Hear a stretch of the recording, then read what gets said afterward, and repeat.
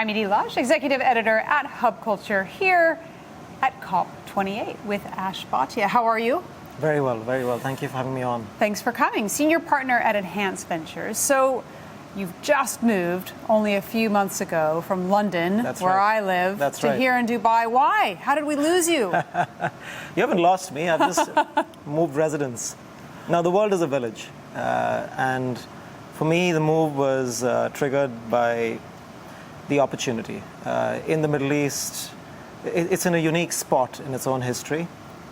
They have a real need for change. They're decarbonizing, moving from hydrocarbons over to other sectors. They want to balance the economy.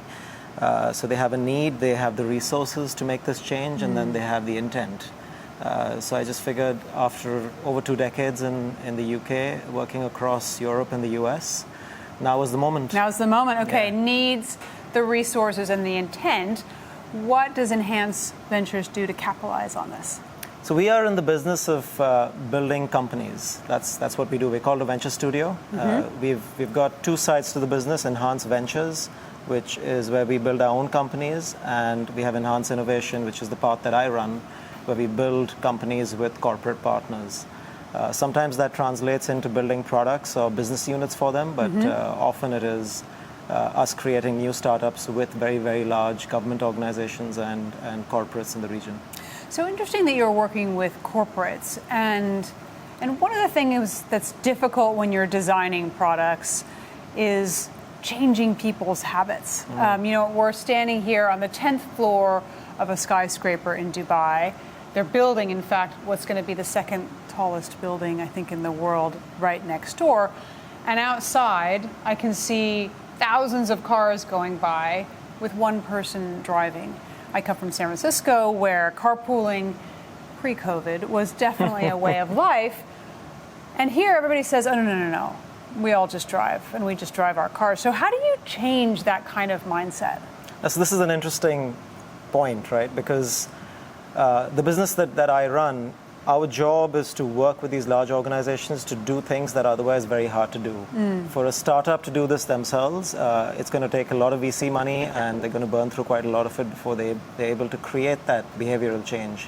What we're looking at, particularly with this problem, is how can we work with some of the biggest ride-sharing apps to bring pooling? Quite simple change, but then... Is it simple, though? Well, this is why it's interesting what we do, because technologically it's a done thing. That carpooling is something that has been solved for around the world already. But the challenge is behavioral change, and that's where we need the reach of a corporate partner, right? A telco, for example, and we want that reach because we'd rather invest our resources in driving the behavioral change than in acquiring customers. But there, what we're looking at are propositions where we either introduce ride-sharing, but also introduce carpooling. Dubai is an interesting place. It's organized in hubs, and it's very well planned. You have master developers, not property developers. You have sort of developers of neighborhoods. So you have people going from clusters to clusters, residential to commercial. And we have a thesis that there is likely to be a large number of people that live together that also work together. Right. The neighborhood that I live in, for example, is going to have, I imagine, a number of people that go towards the World Trade Center where we are based. And all I need to do is be able to connect with them, either to share the ride or to somehow share a car that we might book on a taxi app. So for us, there's work to be done, but we'd rather invest that resource into changing human behavior than into capturing the customer, which is why we work with corporate partners on those types of propositions. So a lot of discussion about carbon credits, about doing the right thing here at COP. Another barrier to people doing the right thing is financial, right? When you go to offset your flight, it's not cheap. And then on top of all of the taxes that we're already paying, or I'm already paying, it's a barrier. It makes me think, why isn't the airline doing that?